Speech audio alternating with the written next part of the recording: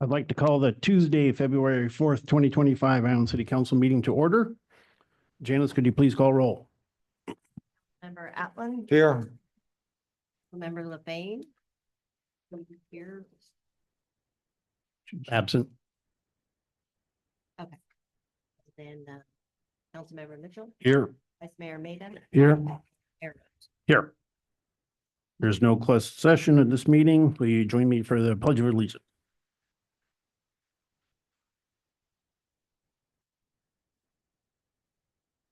I pledge allegiance to the flag of the United States of America and to the republic for which it stands, one nation under God, indivisible, with liberty and justice for all.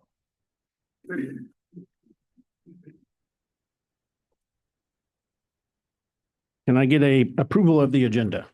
Move to approve the agenda. I'll second. All in favor, say aye. Aye. Aye. Ayes have it. We have a presentation tonight. Kenny Mackey, Fire Chief, report on recent deployment.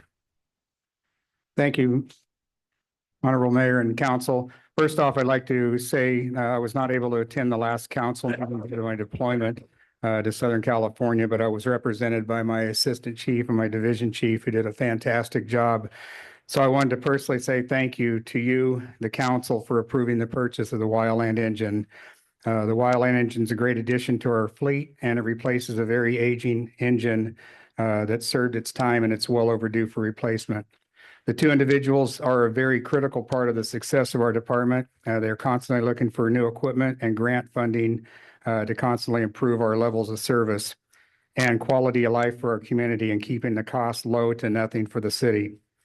Responding down south or anywhere under the Master Mutual Aid Program is a source of money that our city allows us to be able to bank away and purchase items such as the engine, particularly engines, and return from safely, and anything that needs to be fixed or repaired, we can also use that money.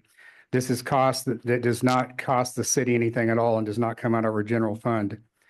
The purchase that you guys allowed on that night, we were able to pick up the unit the next day. The crews have been working on it daily to put the final touches on it to have it in service.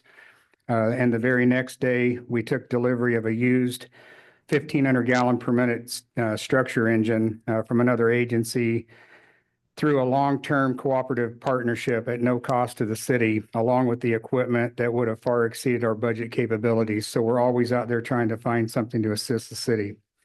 Our department's personnel are always looking out for the city and attempting to save money everywhere we can because we know how tight the budget is, and the safety of our personnel and the citizens are the highest priority. So when we do have to come before you for a large dollar item, we've done everything we can, and we need your help at that point. And you guys came through, and we can't thank you guys enough. So thank you, Council.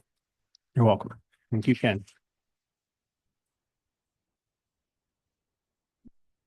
What I came for tonight also was to thank you for allowing me to speak tonight and take a minute to report on our recent deployments to Southern California. And thank you for the support that we get from the council and the staff while we are deployed. On January 8th through January 22nd, crews from the City of Iowa Fire Department were dispatched out on 3 separate task forces as part of the California OES Mutual Aid System. Two of our units went to the Eaton incident in LA, and the third went to the Palestine incident in Malibu. Our department has proudly been a part of the strike team deployment since the early 1980s, and our personnel have been and seen and done a lot over the years. But this deployment was different in many ways. It was not the largest amount of acreage burned that we've been assigned to, but it was different due to the total widespread devastation and destruction. Our department refuses to glamorize it or put it on social media. Out of total respect to the people that it affected, the amount of widespread destruction affecting everyone assigned to the incident, and the devastation that changed the lives of thousands in and around the fire and the impact it had on them. Our crews were assigned to assist in firefighting efforts, water supply due to hydrant issues, building contingency lines around the actual fire due to the wind event, mopping up operations. We also provided assistance to the USAR teams for body search and recovery, and assisted with repopulation of the areas for the returning citizens to check on their homes. It's always heartbreaking to speak to someone who's lost everything in a fire, but to see the miles of houses that were lost, it really hit you. Our thoughts and our prayers go out to all those that are affected. One of our crews commented towards the end of their assignment that they had mapped out and plotted the area, the division that they were assigned, and determined that it was the same size of Ione, and that all the subdivisions were completely destroyed. These fires did not care who or how wealthy someone was, and burned in multiple directions with gale force winds spreading ember cast. This is a very devastating fire, and that we all need to learn from and continue the need for fire prevention, weed abatement, fire clearances, and public safety. Constant updating of our master planning, backup plans, and public education, with assuring we have an emergency escape route for all of our citizens as our city continues to change and grow. I'm always extremely proud of the dedication of the members of our department for all they do, but would like to publicly recognize the crews that not only deployed on this assignment, but those who stayed behind and covered the city during this entire period, committed to, without any days off, back home, handling more than 62 calls for service. At this time, I would like to thank all of them and present them the department's challenge coin to the following personnel for their dedication, professionalism, human compassion, along with their selflessness efforts to assure that the public was served, and challenge all of them to continue this daily to assure our community is safe and that our families are strong and our community is family strong. At this time, I would like to recognize the crew of OES 4602 was Kenny Mackey, who is not able to attend. He's currently at Weapons of Mass Destruction training in New Mexico through the federal government. Ruben Trejo, Cody Bennett, and Anthony Vasquez. The water tender assignment was for Billy Pooh and Summer Nargucci. Back home, we had coverage from Engineer Jim Bennett, Engineer Stephen Billingsley, Division Chief Debbie Mackey, Assistant Chief David Parker, Engineer Bob Wright, who is not able to attend tonight because he's working at Mule Creek Prison as a guard, Captain Mike Flores, who took duty coverage every single day during the time, Captain John Bennett, and firefighter Gio Mignani. Okay, I knew I'd screw up something right at the last word. So again, I would like to publicly thank you for letting us go, publicly thank all of our firefighters that not only went, but also came to the aid of everyone here while we were gone. So at this time,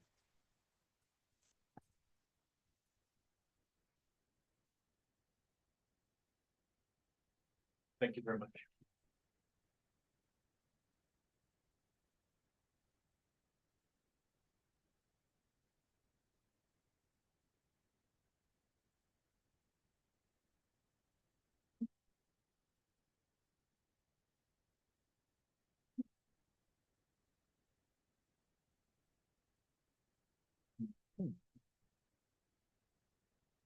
While he's handing out the coins, I just want the public to be aware.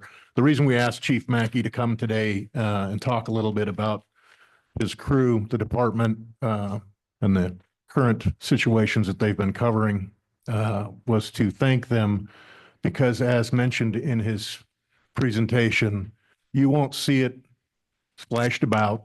You won't see it. They're not taking pictures out there. They're doing the job. And there's nothing more devastating than seeing someone lose, whether it be their entire house or partial home or have damage done at all. So this was kind of our small way, Chief, of bringing you and the department down here, because we know we're not going to see you splashing it everywhere, that you have to know that this council supports you and your department, the men and women of the City of Ione Fire Department, and this is about the biggest splash you'll get. thank you, council. Thank you.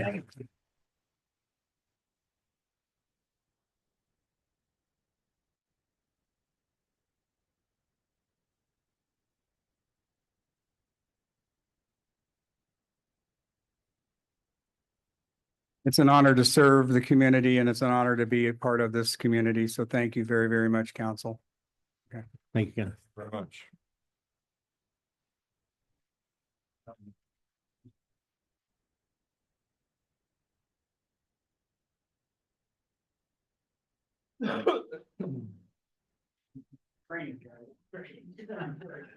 Tuesday night, I'll hear the listen. Garbage night.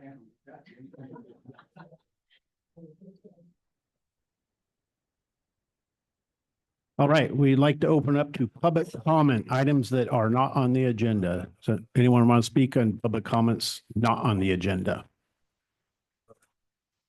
Okay, come to the podium.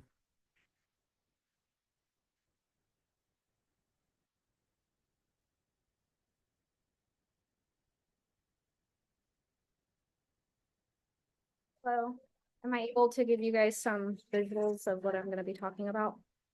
Sure. Can you put the microphone closer to you when you speak so everyone can hear? So, yeah.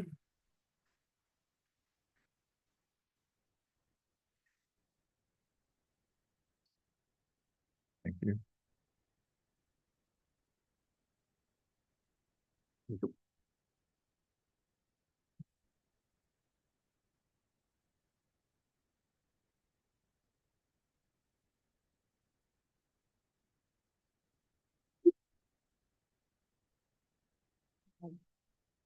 Can you hear me? Yes. Okay. Good evening. My name is Amanda Fisher Naranjo. I am here today as a concerned homeowner and resident of Ione. My late husband and I purchased our home on Shakely Lane in 2018. Since then, I have had numerous accounts of plumbing issues, sewage backing up into our driveway, yard, and into the house. Many times, my husband would be out cleaning our yard, driveway, and the inside of the house and hiring a plumber to come clear out our line. I have informed the city numerous times of this issue over the years. Since my husband's passing 2 years ago, this issue is becoming progressively worse, which worries me not only financially, but health-wise as well. I've had a plumber out 10 times to clear my line and video my line in a 2-year period of time, which is incredibly costly for anyone, let alone a woman in my position, widowed and raising a teenage boy alone. Each time a plumber is out, it is roughly $200 to $400. I have had 3 different plumbing companies all tell me the same thing. My line that connects to the city is connected to old piping that is collapsed. It is marked on the road on Shakely Lane, and it is about 2.5 to 3 feet under the road. Just in the last week, we have had a plumber out 3 times, and that does not include ABC Plumbing that the city sent out. As you can tell from that quick timeline, this is progressively becoming worse and very costly. I hope everyone here takes the health and safety risks into consideration, as this is not just my home's sewage backing up into my house. We learned also my home shares a line with 3 to 4 other homes, and I just happen to be on the bottom of the hill. So numerous homes' sewage is backing up into my house due to a collapsed line in the road on Shakely Lane. We have had to clean my downstairs living room and bathroom numerous times from sewage coming up through one of my showers downstairs, which is a huge health risk and safety matter. I know I'm not the only resident experiencing this issue, as I have had my neighbors across the street with the same problem, and a neighbor down close to Preston Avenue have sewage back up into her backyard. I have talked to numerous people in town on Preston Avenue, Heath Drive, West Marlette, and Shakely, all experiencing similar issues with the flaws we have within our city plumbing.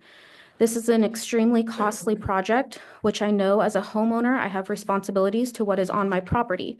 But maybe someone can inform me why I would pay tens of thousands of dollars to repair this damaged line when the actual issue of the old collapsed line isn't repaired as well.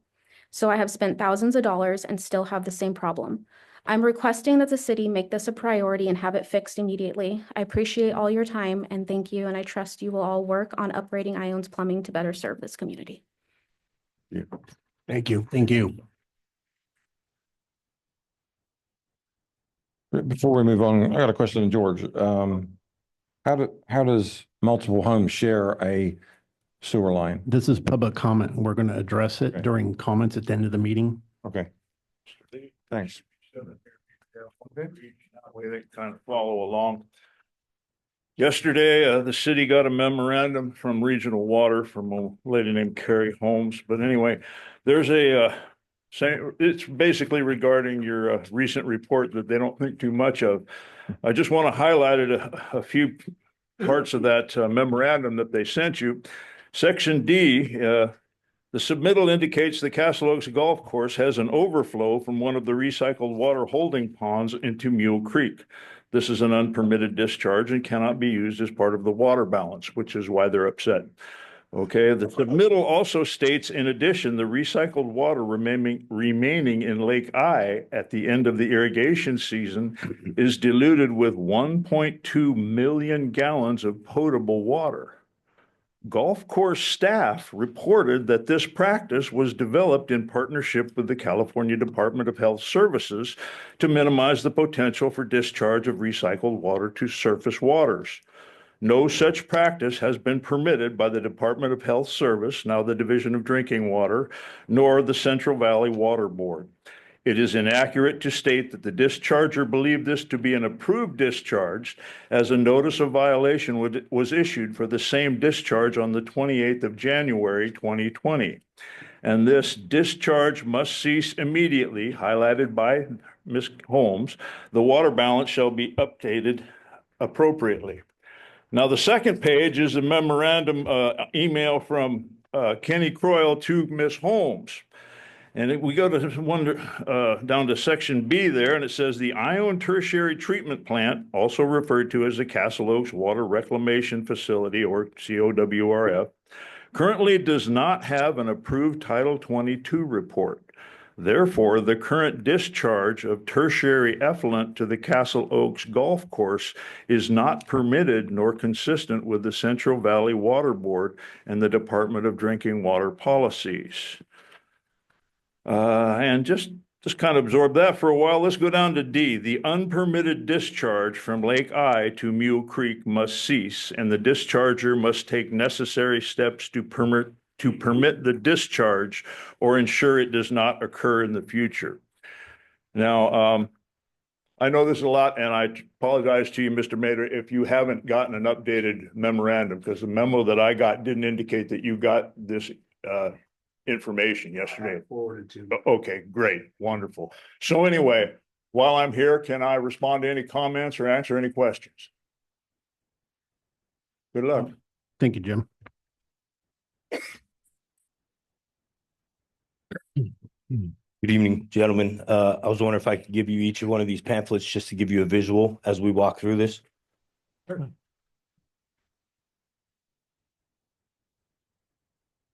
We can share. Thanks. Hey, thanks. Thank you. Thank you, sir.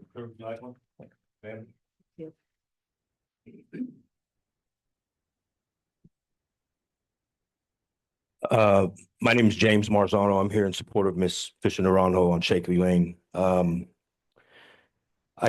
gave you a bunch of pictures that I took Sunday afternoon when ABC Plumbing came out to the location of where Miss Naranjo's yard was ridiculously crazy, covered in stuff, sewage, raw sewage, even her downstairs. So if you see the photos here, right there, you can see a gentleman pulling off the manhole at 405 Shakely. Next page, facing the manhole that is showing you that it's 405 Shakely.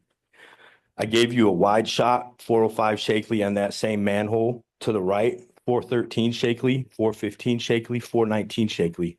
Back to the first picture, you could see a truck with an arrow kind of up the road a little bit. That's where the next page you see the truck. That is in front of 419 Shakely. The gentleman has all his gear out. In front of the manhole, there's a camera.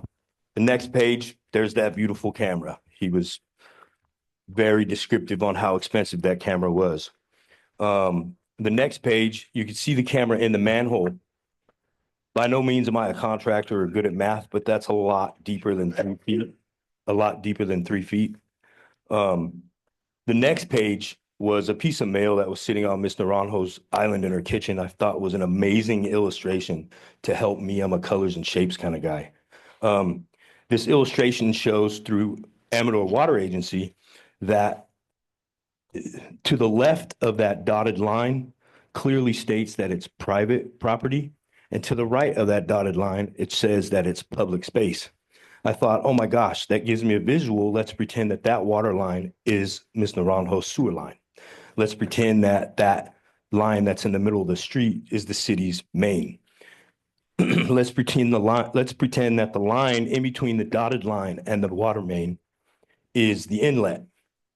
I do not know. My question is, who owns that inlet? In this illustration, it shows a sidewalk and parcel of asphalt and the street.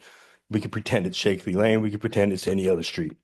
The next page, as you heard her state that 3 feet down, 75 feet to 90 feet out from her clean out, I kind of pointed at the street in front of her property on the right, just a rough area of where that might be. And then I backed up and I did a wide out. If you look next to the steps, there's an arrow. That's where her clean out is. When that sewage backs up, it prevents her from going in that home unless she puts on the waders and gets to work. My finger is pointing again to that area that's roughly 75 feet to 90 feet out, 3 feet down. Again, back to that picture with that expensive camera, that was a little bit further than 3 feet deep in that manhole. Does that make sense? The manhole picture of the camera was a lot more than 3 feet. Her plumbers are saying that it's 3 feet down, 75 to 90 feet out. I just wanted you to walk through it with me while I was out there Sunday with the plumbers. I did hear the guy say, your main is clear. I think it's more than just a main, but I'm not a plumber. I'm not a professional. But what I do know is that there's a problem. I trust that you gentlemen and city council will help fix the situation. Thank you for your time.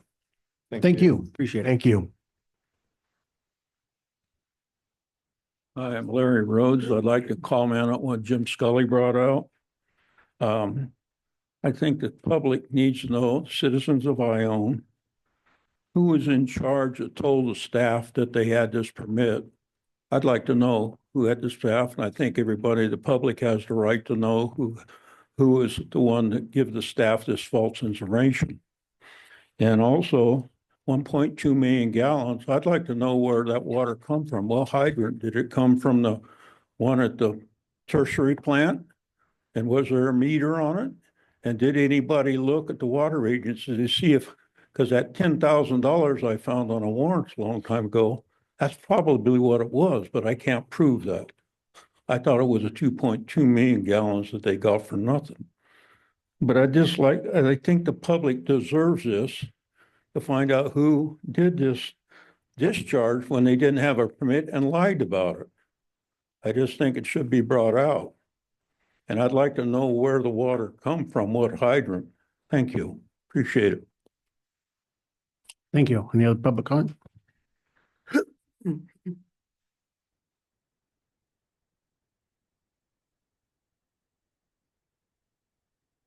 Andy Aguilera, 279 Spring Creek Drive.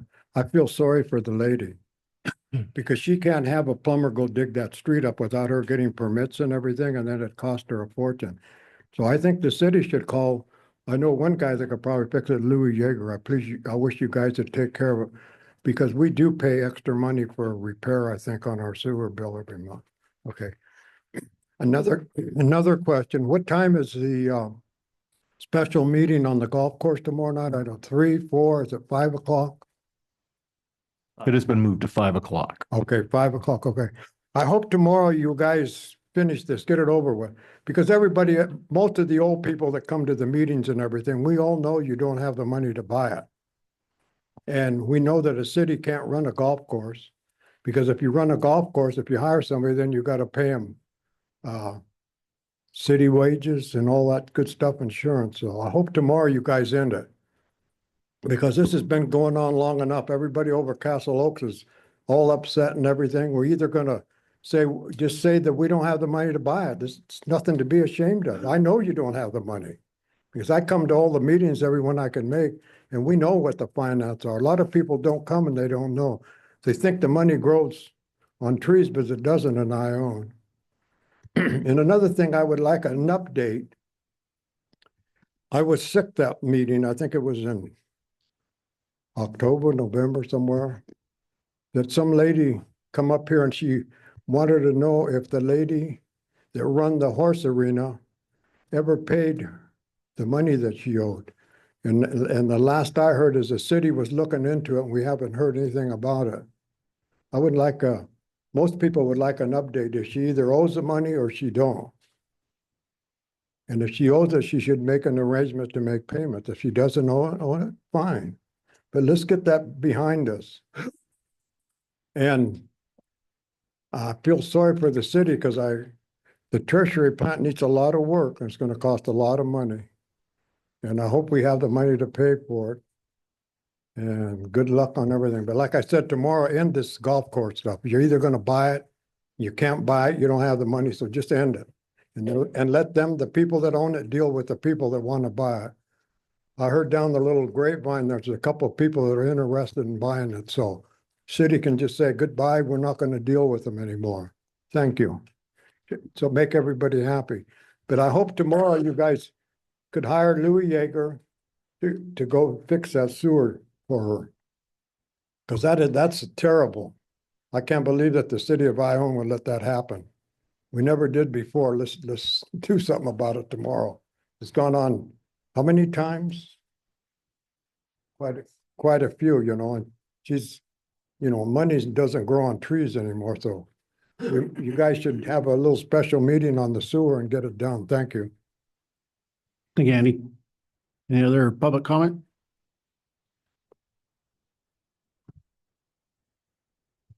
I will be quick. So my name is Todd White and I work for State Senator Marie Alvarado Gill, and we're just paying attention to some of the plumbing issues going on in the city, and was invited here by Amanda and James. So I will just give City Manager Lee my card and we'll be done. Thank you very much.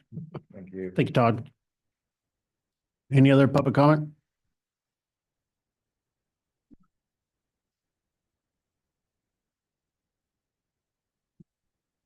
Priest Pressed Ione. I just want to kind of segue on Andy's comment about the city doesn't have any money.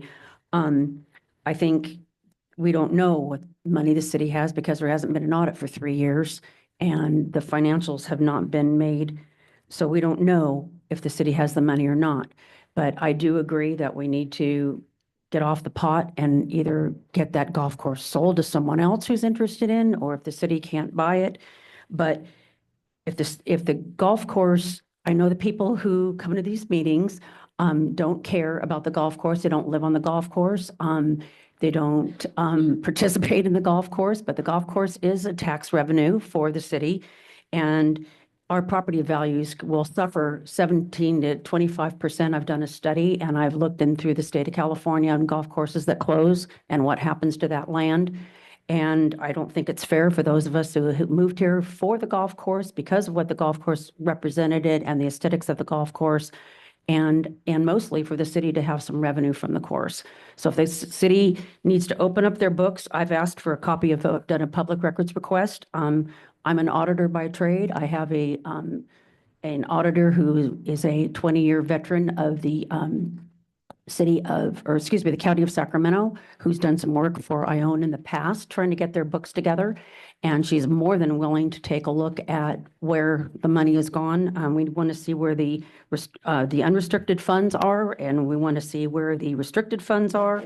And really would like to know why there hasn't been an audit in the last 3 years. I was told that it had to happen after 7 months after the close of a fiscal year, and that hasn't happened. Thank you, Patrice. Any other public comment? Close public comment. Move on to the consent calendar. Can I get an approval of the consent calendar? I'd like to pull number 1, please. We have a motion to pull item 1. We have a second. I'll second it. All in favor, say aye. I Aye. would make a motion to pass items 2 and 3. Second. All in favor, say aye. Aye. Guys have it. We have no public hearing. You want to cover his item so we can get do that now? Yeah. So we'll start off with item 1 on the consent calendar. I just would like to go over the minutes for November 19th. They're not full. And I don't want to bring it up here, so I'd like to get with the city attorney or George and have that worked on. But other than the minutes of, yeah, I have no problem with the minutes of December 17th. So you're bringing it back later? I'd like to bring back the 19th later. All right. Move on. So I'll make a motion to approve December 17th minutes. A second. All in favor, say aye. Aye. Have it. Okay, on to the regular agenda item. First one, release of funds requested by Axios Homes regarding the Ione Elementary School access road. Thank you, Mr. Mayor, members of the council. Last year, the Amador Unified School District, the City of Ione, and Axios Homes came to a resolution of the construction of the access road adjacent to Ione Elementary School. As part of the original agreement, ACUSD gave the City of Ione a check in the amount of $488,051.91, including accrued interest.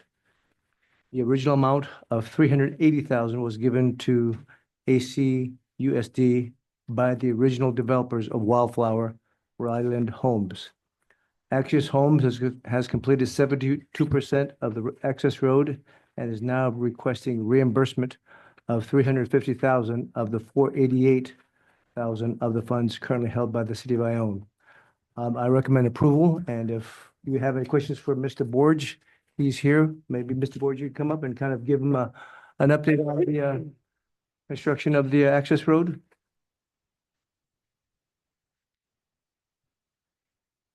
Good evening, Mr. Mayor, other members of the council. I wanted to start by just maybe giving you a little synopsis of how this all kind of came together. We entered into an agreement, what Mr. Lee has brought up. I think the most important thing to think about is this is something that has been going on since 2009. And not only has the community suffered, it's an emergency access road. And I don't know that we could ever put a price tag on children's safety. And Axios Homes remains a major priority for that to happen. I don't think anybody who lives here in Ione can go past the school at 3 o'clock in the afternoon and know that there's not a little bit of congestion there. So we entered into this with our eyes wide open, but more importantly, we wanted to go ahead and bring the access road and get it completed. We had an ulterior motive, and we brought that to everyone's attention.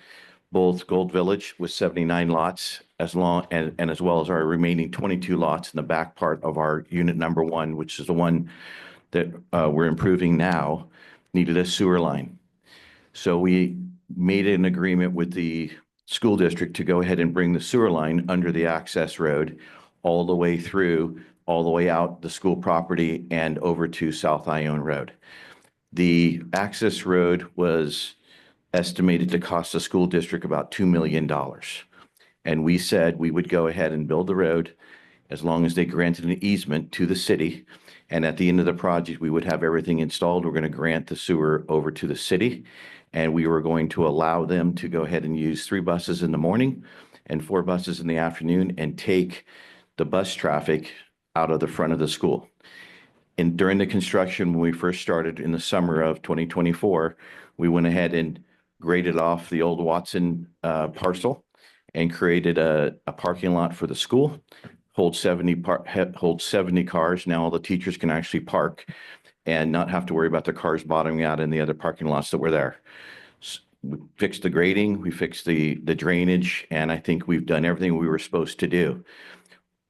What I want to make really apparent is the fact that whatever excess cost this project cost, it's going to be on us.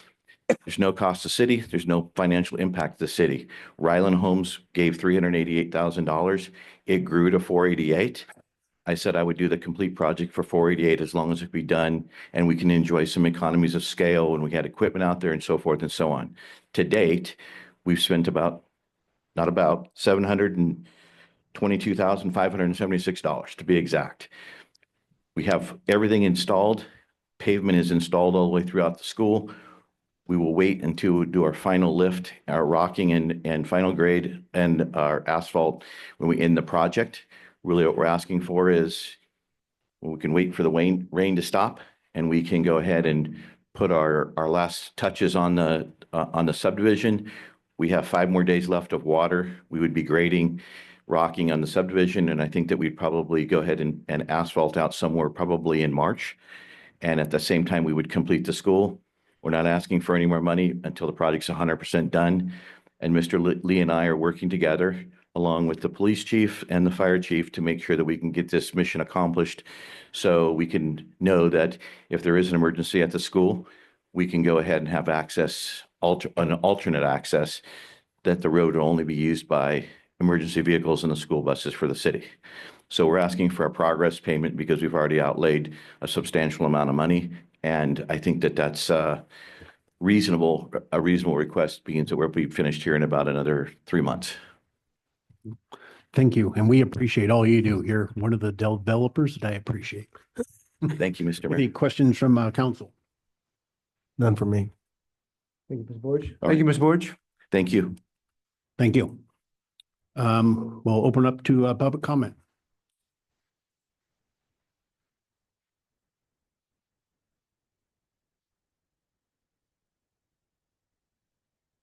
Larry Rhodes. I'd like to thank Tom and Annex Homes. I hope the city makes a resolution and thanks him for this. This has been going on for years and it's never been completed. And I'd like to know if the other developer in front helped pay for some of this, but I know he probably hadn't. I think he should. Thank you. Thank you. Any other public comment? Close public comment? Can I get someone to entertain a motion?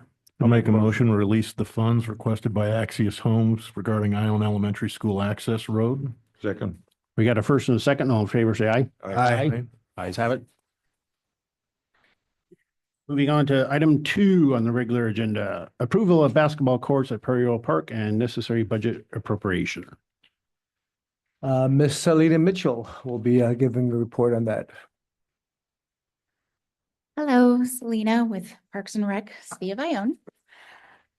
So we're bringing back this item. We've been here before. We came in November and needed to obtain a third bid.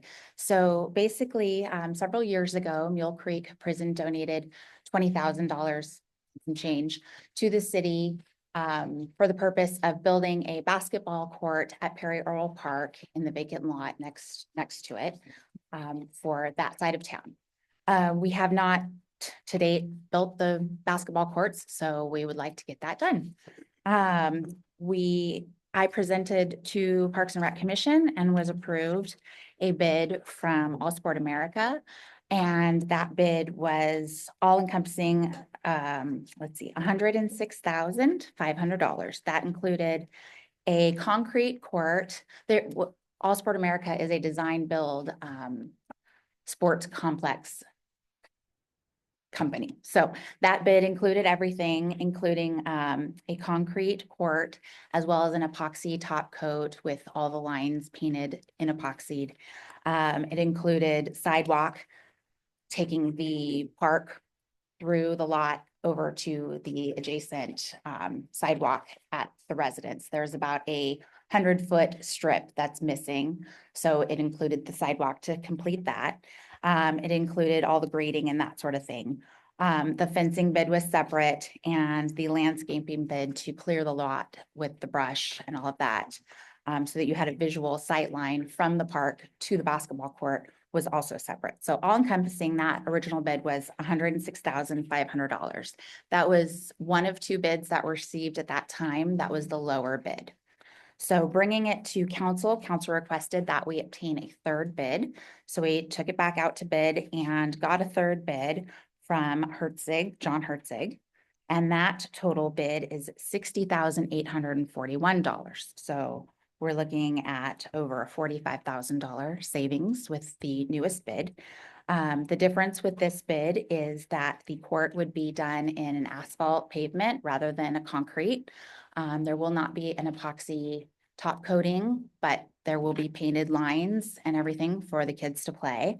The surface may not hold up as well as an epoxy would. It probably will need to be repainted every few years, but those costs are fairly minimal. This bid did not include fencing, so you'll see that outlined separately. It did not include the sidewalk piece, so we have a bid for that laid out separately. It did not include the hoops, so we have a bid for that from an online company. And then we have added in a 10% contingency to cover hoop installation and anything else that we may need once we get out there. And this brings the total for this contractor in at $60,841, with $18,595 going to Herzig, and then the rest of the money is going to the fencing, the landscaping, the sidewalk, and the hoops. So we're just bringing it back, hoping for your approval to move forward so that we can get this built. I would remind the mayor that the low bid, Mr. Herzig is a disabled veteran, so. Yes. Any questions from council? I got a comment. Sure. Now or later. Okay, so first of all, I want to thank Allison LaFane, who insisted that this go out for a bid, for the third bid. And there was a lot of pushback, a lot of complaining, and guess what? We just saved $45,000. So going out and taking your time isn't always a bad thing. So just remember that, because I know we're working on the bid policy and everything else, but this is a fantastic. You can almost build 2 courts for this price. So thanks to Mr. Herzig and everyone else for giving us such a great bid. So thank you. I'd like to thank Selena for her due diligence on this. I know she's worked on this tremendously. So thank you so much, Selena. You're welcome. Yes, thank you very much. All right, we'll open up to public comment. Any public comment on the basketball courts?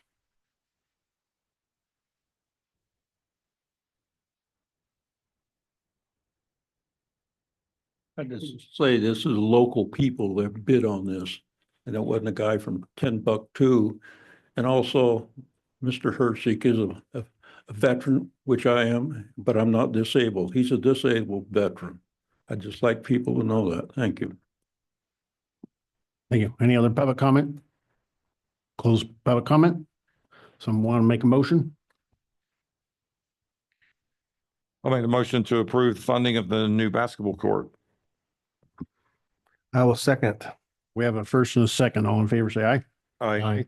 Ayes have it. All right, moving on to a Amador Regional Sanitation Authority update. One of the council members wanted an update regarding the ARSA situation, and Andrew Bonham, who has been working diligently on the subject, is here to give an update. Good evening. I've included a staff report in your agenda to give a background on basically the I was specifically involved in the ARSA when they did the negotiations after the lawsuit and did the negotiations regarding invoicing and payment. And what I've also provided in the staff report will also highlight the need for the agreement to move forward, which we've talked about, we need to update. So basically, the overview is basically, for years, we've had ARSA, which is the Amador County Regional Sanitation District, in case those who don't know.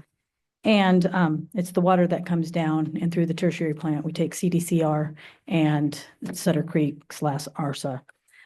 So there was a lawsuit over water not taken. They solved that. Then they came up to an agreement on how to solve what ARSA thought we owed and what we thought they owed, came to an agreement, and that's what you'll see as that letter that is included in your packet. The letter agreement. So that letter agreement said, okay, we'll settle this out for the $88,000 and we'll start from scratch. And starting July 1st, we're going to start billing as it is stated in the previous amendment to the agreement, the first amendment to the agreement. It came to light when we did the research. It had never quite been billed correctly. And one of the biggest points that they had is ARSA has in that agreement, they are to pay the permit from the water board. And then they get a reduction of 2/3 of that permit against our billing to them.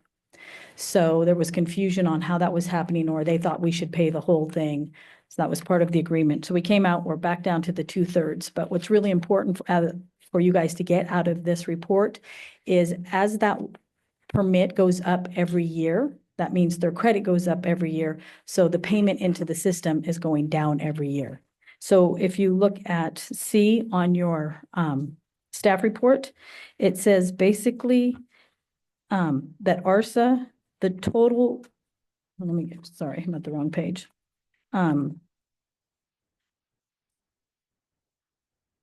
So this year ARSA will have paid in total $44,743 for us to take their water. CDCR is, they just pay a consistent 56%, which is based on numbers from 2000, I believe it's 2009, which is at 254, which is very out of date. It costs more than that to operate the plant now, but that's what the agreement is. And so theirs is just billed off at 110. It's just done. So, and it doesn't change. So the ARSA payment, just for your clarification, is we get less money every year because that permit keeps going up. So their credit gets bigger and bigger.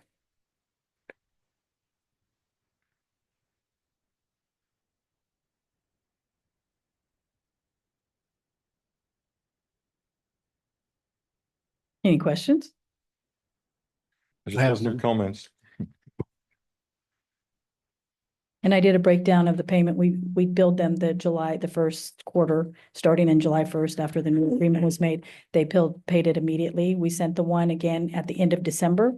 And within that week, they received the permit from the water district or the water board. So they're requesting us to amend that invoice. So basically it comes down to a credit. So we won't have a second quarter payment.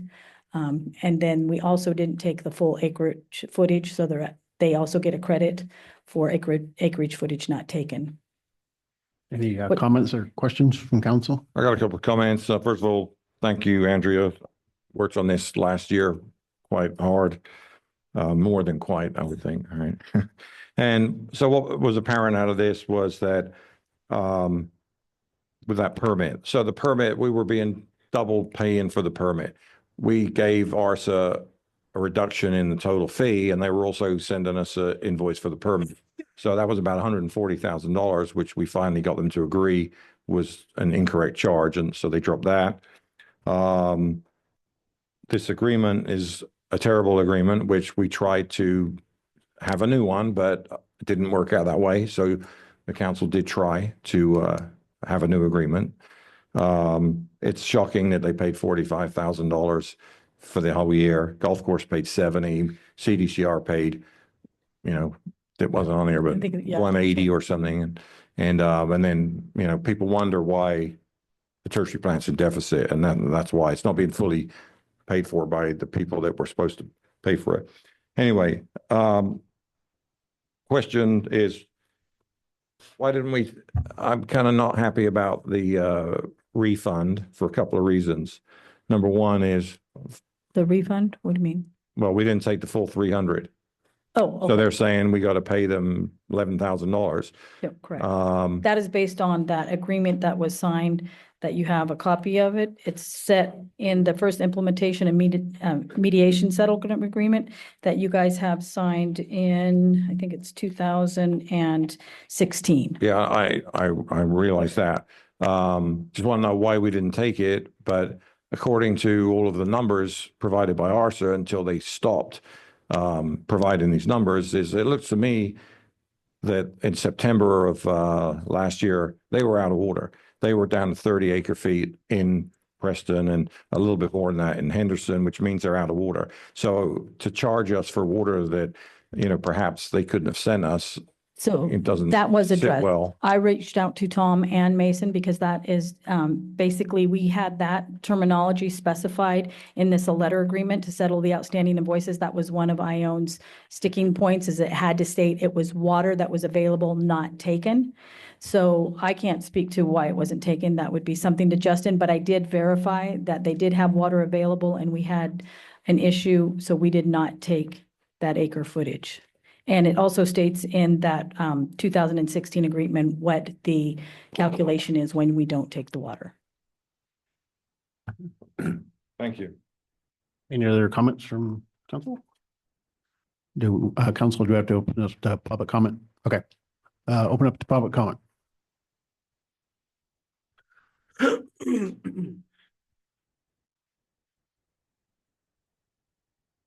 I'd like correct one statement the councilman said about the $70,000? If I remember right, I think 40 is supposed to go to the city treasurer and 30 is supposed to go to the water, not $70,000.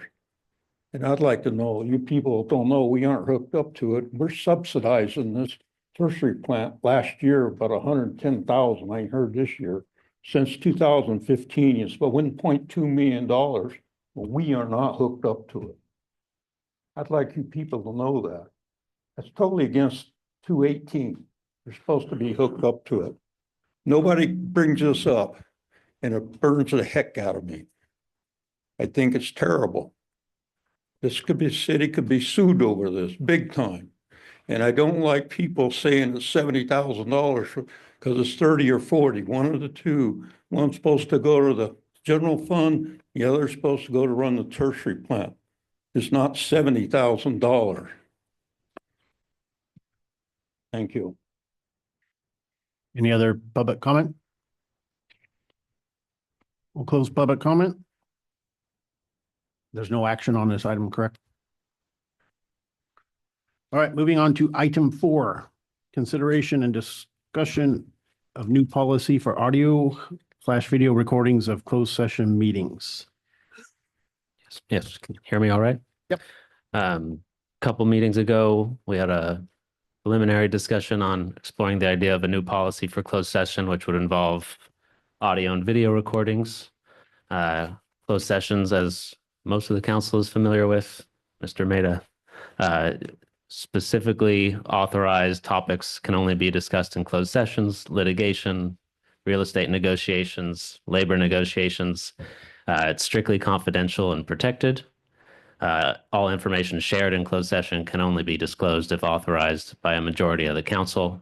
This is supposed to be a space to encourage candid discussion, and everyone feels protected to know that it won't be disclosed to the public while sensitive matters are being discussed. But nothing prevents you from adopting a policy to keep written minutes or audio video recordings. It does present some risk. We would have to determine who the custodian is, who would have access, if there's any written log to maintain to make sure that it's secure and doesn't leave where it's supposed to be stored. So I brought you a draft policy to consider. You can suggest changes and we can rework it. But if this proceeds to adoption, it would mean that each closed session would have a recording device with video, if that's what council would like. The city clerk in this policy is designated as the custodian. It would have to be secure and locked. There would be a couple logs to maintain to make sure that only those who are privileged to view those recordings will actually be the ones who view those recordings. So one is making sure we have a list of all attendees for each topic in closed session, because we might have a conflict of interest and someone might not be allowed to be in that closed session. And so that way, when someone comes in to view a recording and set up an appointment, the city clerk would be able to view who can actually view which topic discussed, which part of that meeting. The second log would just be to track who's coming in to view it and at what point that recording was returned. So we are creating some new administrative duties on the city clerk, if that is the person so designated. And there's some other language in here as well, but those are the points I wanted to highlight, that it would need to be secure. City clerk is the custodian. We would have to track the closed sessions, who attends and who's viewing the recordings, and it would all have to be done in a private setting to make sure there's no public or unauthorized disclosure. Okay, my personal opinion on this is our city clerk has a ton to do. Yes. I talked to the chief of police today, and I think he had a very good idea.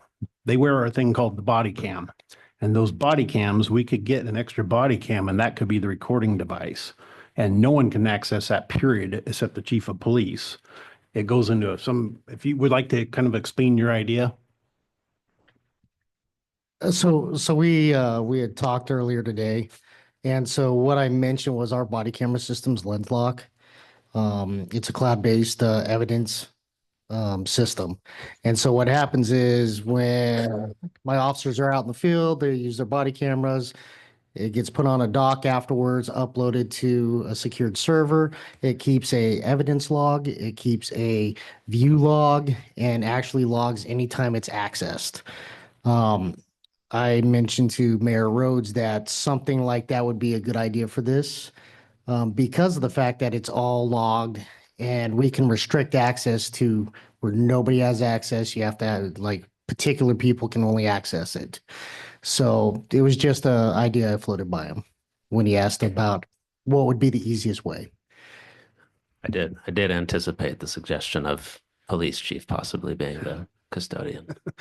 Is that non-typical? It would, the policy is non-typical in my experience with other clients. But other cities do it. City clerk is the one that's specified in the Brown Act as the one who would track. It's not, Brown Act isn't so specific about video recordings, but who would maintain the minute book. It would, I imagine police chief and other officers are out in the field, and it might not be, I mean, if someone wants to come in, you'd have to set up an appointment. Maybe that's not as difficult as I'm imagining for their office. Well, we could actually set appointments up here. Okay. And because again, it's a cloud-based system, so it could be accessed from a computer here in City Hall with the correct credentials. But again, the nice thing about that system, and I was thinking about this from a fiscal standpoint as well, it'd be a lot cheaper for the city to go this route because we already have the system. Yeah. And then we can actually segregate those videos where even my command staff couldn't see that. And we could actually set up credentials. We could even set up credentials for the city clerk if we wanted to do it that way. You would segregate it meeting by meeting. I mean, I would imagine it's hard to segregate because sometimes multiple topics are discussed in one closed session meeting. And so we would have to segregate those. Yeah, meeting by meeting. It'd be one recording per meeting. Yeah. But what I mean by segregate, it would be segregated from like the police body cam stuff. Nobody would be able to see closed session stuff. We have that segregated. The critical detail here is we have conflicts and certain council members may not be entitled to view a specific discussion. So as long as that's protected and we have a way to administer that, that's fine. I don't want to, I mean, the chief and it would have access to the clerk and me and who can advise on who's entitled to see which topic. But that is something that we have to make sure can be administered before, because otherwise we might have someone viewing an entire closed session that they're not allowed to, that they're not privy to. Well, wouldn't that, even if it was the city clerk, wouldn't that be the same thing? You'd Yes. have to go through you or whomever to. Well, one of my thoughts was that the city clerk was more familiar with attendance and who was at the meeting and has an idea of who might have been disqualified from which item, and maybe that information would have been more immediate and accessible, but it's still, we are adding duties to the city clerk's minute taking and meeting tracking anyway. So that was my, I think we could make it work with the police chief. It's not a major concern. It's just, it's now we're bringing in other municipal topics like conflicts and things that they would have to. And we could sit there and filter everything through you as well. If somebody wanted to see a certain thing, you could sit there and have access to it as well. And you're able to sit there and segregate it on the actual body cam footage itself. I would like the custodian to be one clear person and not being many police officers. Correct. Yeah. Those are I think we could work in some revisions to make it the police chief if we have some confidence that it would actually be maybe the chief who's the one who's actually the custodian and would be the one setting up appointments, but that we would have to know if that's a role he would be willing to take on. Okay. He may not want to. Any other council comments or suggestions? Yeah, I think I don't like the idea because it's subpoenable. So anybody could get a court order and look at these things. If there's an allegation or if we're talking about potential litigation, then that person could subpoena them and know all of our plans. So I think that, I don't think it's necessary. I think it adds work for the staff. If we do go forward with it, I'd like it to be like the city attorney actually that holds the records, because he will know who to give it to and who not to give it to. Otherwise, we're involving multiple staff members on it. But I don't think it's necessary. I think it opens us up for liability. But that's my 2 cents. Any other council comments? Questions? I like the idea, but I'm concerned about the liability aspect of it too, or the subpoena am law too. aspect of it. But I do really like the idea. I think I wrote a note here, but doesn't much matter right now, but I like the idea. Any thoughts, Mr. Mitchell? I like the idea. I don't like the risk towards the city is the problem.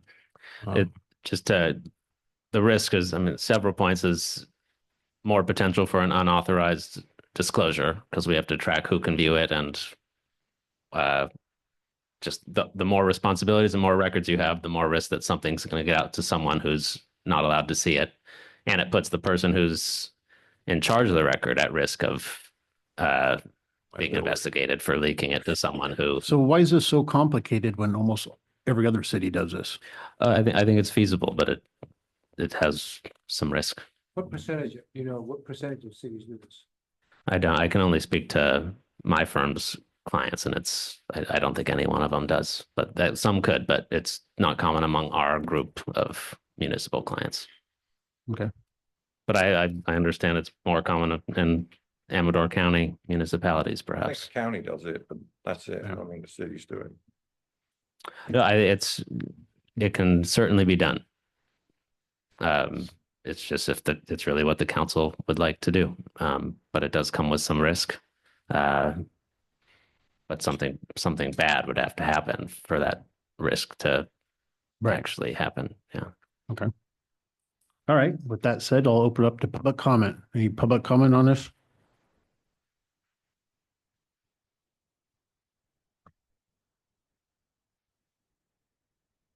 I understand problems with risk, et cetera.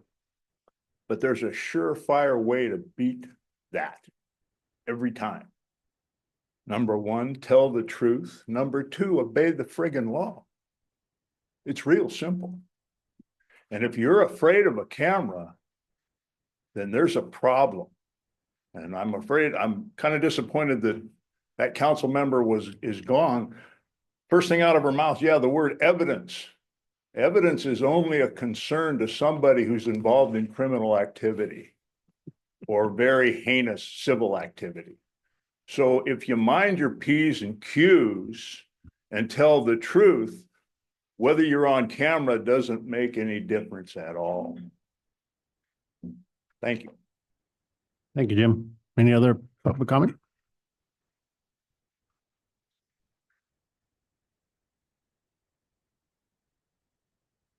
Dan Traxler, and I have to say, I'm not an attorney, I'm not an attorney, I'm not an attorney.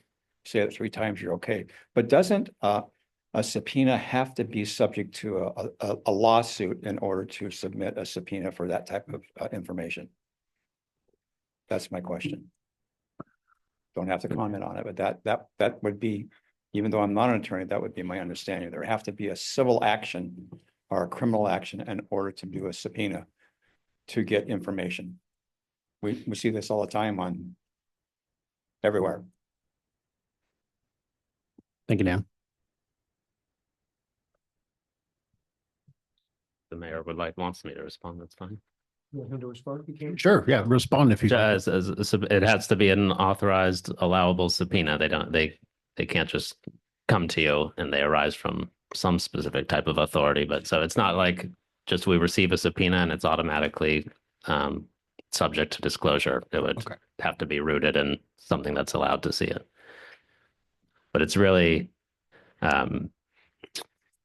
it's not what's being discussed that is. I mean, it's confidential communication, so we don't want those to leak. But it's just you're creating potential disclosure and it's not the whole council has to authorize the disclosure for it to happen. Right. Okay. Thank you. Go ahead, Andy. Okay, I'm like Jim Scully. If you don't do nothing wrong in there, there's nothing to be scared of. I think it's a good idea because I know a lot of stuff's went on in that room that should have never went on because of the things that happened in the city over the past. I'm not saying now, but over the past. So I don't know what anyone would be afraid. You go in there in a meeting, you talk about something, there's nothing to be afraid of. Like, I'm not afraid to get up here and talk. It don't bother me. And they record it, you can do whatever you want, tape me or so. I mean, I don't think there's any big problem. Because like I said, you just take a recording of it, lock it up. And when the DA or somebody is suing the city over something that the city council did, then they get that certain thing. Only what they're after, they can't get everything. There's just this one item. And that's the way the court works, so. And I know a lot of places do this. And if I was a city councilman, I would be all for it because in that way, nobody can accuse me of anything. Any of the other members can accuse them of doing something in closed session. So then that one member that's being accused, he can go get an attorney and they can get the record and they can prove that he didn't do it. And then there can be a lawsuit and that's good. That's the way it should be. Because like I said, I know a lot of stuff goes on there that we don't know anything about, but the outcome of some things, we know what went on, you know. I'm not saying you guys, I'm saying past, long time ago. So please go ahead and do it one way or the other. Go ahead and tape them and then, you know, just lock them up. There's no big thing. Nobody really cares. It's just for security, for the city councilman. I know if I was a city councilman, I would want it taped because like I said, if it happens a lot of times around here, things. So please do it. And it's time, do it. It's not gonna hurt nobody. Excuse me. Thank you, Andy. Any other public comment? We'll close public comment. Any other just questions? Discussion? Declare it. For me, I'd like the direction of seeing what the cost is for adding a unit for video and then find out the storage separation, and then also what the time might entail for these additional duties before voting yes or no. So we've got it really drawn out. I mean, I know you can't say specifically exactly how much that's going to be as far as the time and who's in charge, but I think those are key factors in looking at staff time and I don't think it'll be major, but I would like to know cost and get just a little bit further down before we vote yes or no, in my opinion. So I can also set up where we can do a demo for you guys, so you can actually see the system and how secure it is. I know you were talking about, you're worried about disclosure. Literally nobody would be able to access it. We can set it up where only the administrator, and again, the nice thing about the system, it's a cloud-based evidence system. So we don't only use it for body cameras, but we can upload videos, pictures, stuff from crime scenes. And it's an actual evidence system. And so the nice thing is it does a log for you. If anybody looks at it, it logs who looked at it. If they download it, it logs who downloads it. So there's a bunch of positives to it. The other nice thing is it does redaction. We have redaction included.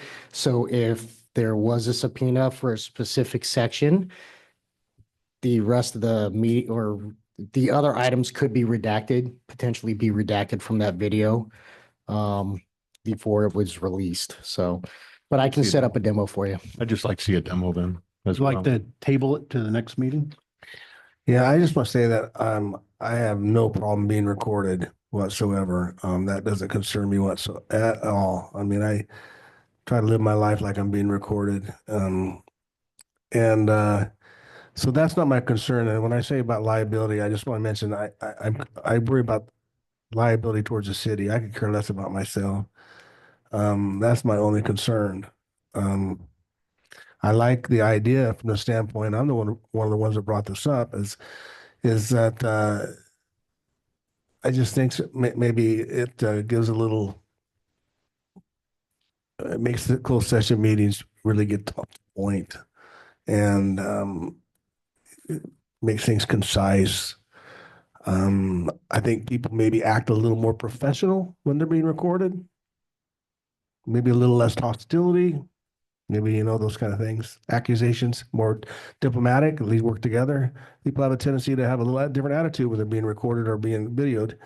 So I like the idea, but I do worry about city liability. So I'm in the middle, so I want to table it too.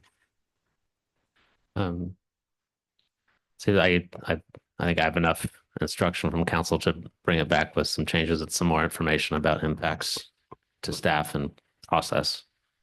If I have three, and it's not, I don't mean to exaggerate the risk, but it is a risk that right now we have none. And so it just adds some, but it also it does have its benefits of if anyone's absent, they can go to the recording and see what happened in closed session. So it does have some benefits as well. Do you need a vote to? No. Okay. All right. So you have direction. Yeah. And we'll table to the next meeting. Councilman, any other comments from? Nope. Okay. Moving on to item 5, discussion action on capital needs update for sand filters at wastewater treatment plant. Yes, Mr. Mayor, you ready? Previously, Mr. Granados has given several presentations on the update of the capital improvement needs at the sewer plant. He is here tonight to make a major request of something that is sorely needed, and the city is unable to kick the can down the road any further. So, Justin, I will leave it to you for the next item. Oh, that's later, Chief. That's later. That's now. That's now. Sand filters now. Oh, yeah, that's not for. Hey, follow the agenda. Okay. Yeah, here I am again. Hello, everybody. My name is Justin. Kathy's on Zoom and we're Waterstone. And we take care of your tertiary and wastewater treatment plant. You know, I gave you guys that very scary presentation last time I was up here. I'm back again and I'll just kind of go through it, you know, pretty quickly and just, you know, get to the good part where we significantly lowered the costs, you know, to keep that plant running and keep that golf course irrigated and be in compliance. Again, our sand filters produce, you know, 900,000 gallons a day during the peak flow, sometimes reaching 1 million. And, you know, if we don't do this, we're going to have one good sand filter left and we'll be at 500,000 gallons a day. So it'll be trouble. Urgent need for refurbishment. You know, after 30 years of continuous operation, there's going to be issues, right? It's unfortunate it's all hitting at once. Yeah, those things are taking a beating over the years. And, you know, what I find every time I take something apart on it, it's mind boggling. Yeah, the infrastructure is cracked. A part of this, you know, bid is re-epoxying all the, you know, concrete structure in it, a lot of confined space work. It's a good sized project. Impact on city operations. As I said, the golf course alone takes 800,000 gallons a day to 1 million. We risk, you know, major operational disruptions at the height of summer. Proposed refurbishment. I'm going to redo the air regulators in the cabinets, new fiberglass hood, new airlift pumps, additional sand replenishment. That sand has not been replenished in I don't know how long. It is way lower than it needs to be right now. So we have to add a lot of sand while we also clean the existing sand to try to cut costs down.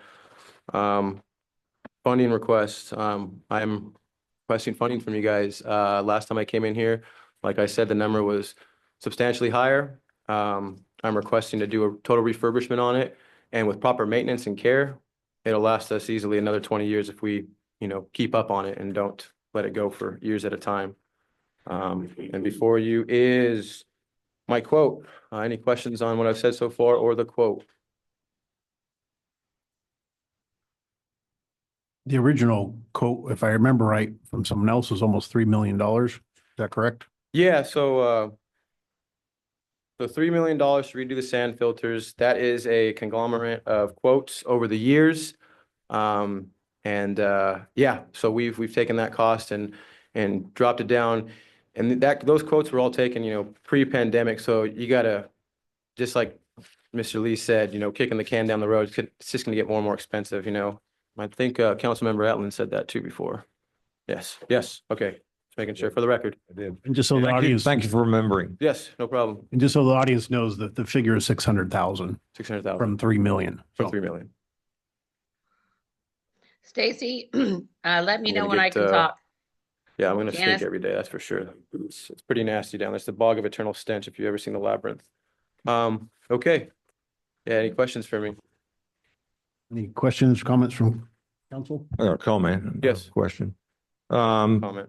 Yeah, this is a requirement to do the Title 22 report. Without it, we can't do it. Without a Title 22 report, which we just got this letter, which, by the way, where's Mr. Scully? I can't talk to him when he speaks in public comment, but I disagree with these things on here, just so you know. But the fact of the matter is that without, and I'll be happy to explain what I disagree on after the meeting, if you like. Without the filters, we can't comply with the regional board. Without complying with the regional board, we get fined. Without running the tertiary plant, we can't honor our contract with ARSA, which we can't get out of for 5 more years. So it's a critical piece that we need to do. So, and it's only going to get more expensive. So we need to do it. Any Janice, can you hear comments? me? Can you Oh, guys I hear agree me? with Donna. I think we need to do this also, and we can't kick the can down the road any longer. And that's one of the reasons this council, I believe, wants to start getting these things accomplished. So I'm for this. Councilmember Mitchell. Well, I like this number a lot better than the last one you brought me. I do too. I don't have any, I'm interested in hearing from the public. I got one more question. How long would it take to do this? 6 weeks, 8 weeks? Yeah, you guys approved this tonight. I start ordering all the parts tomorrow. I start contacting everybody I'm working with, electricians, plumbers, and we come up with a game plan. It'll probably take us, we'll get into irrigation season, but we'll probably be done by about, I'd say June. Probably if not sooner, just because 4 to 6 weeks lag time on ordering parts, as you guys all know, it's how it's kind of standard. So Will you still be able to irrigate? still be able to irrigate. I will have, my one good solid filter, and then the one that's on its way out, but that's going to be bubble gum and taped. So we'll make it work until we, get the other ones back online. Thank you, Justin. Yes. Any public comment on this? Yes, can anybody hear me?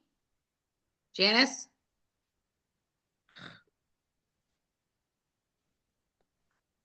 I'd like to comment on it. I think should go after the CDC. They got cleaning solvents and all this. This settles in the bottom of this sand filter and it eats cement up, which is proven by the leaks out there at the prison. In their old prison, it ate through the cast iron and it sits in this system till they pump it out. So it's been sitting there deteriorating, and the last probably year and a half, we've taken a bunch of CDC's water, which has all this chemicals in it. And why aren't we going after these people to pay for what they probably damaged? I don't understand this at all. I mean, they ain't paying nothing. Us citizens is paying $1.2 million and we ain't even hooked up to it. And here you want to, I don't agree with you. It's got to be done. I mean, there's no problem about that, but why isn't CDC paying its part? They done it with an illegal hookup in that pipeline that goes from Preston Pond. There was no telling us that they hooked up. They just dumped it on us. And here we're letting them just fly away. And people I'm talking about the cutoff. There's a cutoff on their property that they hooked up to the pipe that comes out of Preston Pond that nobody knows about. They bypassed Preston Pond so they could push the water right on us without anybody knowing. And I think that's a shame. It ought to be brought out. Thank you. Thank you. I just have a staff comment for clarification. Can we reflect on the agenda where it says wastewater treatment plant, that we changed that to tertiary plant? I think this is where the confusion is coming. Even in finance, people aren't using the same nomenclature. So currently what we consider the wastewater treatment plant is the ponds, and the tertiary plant is something completely separate. So if we could just let everybody understand that this is the tertiary plant we're discussing. Thank you for bringing that up. Thank you.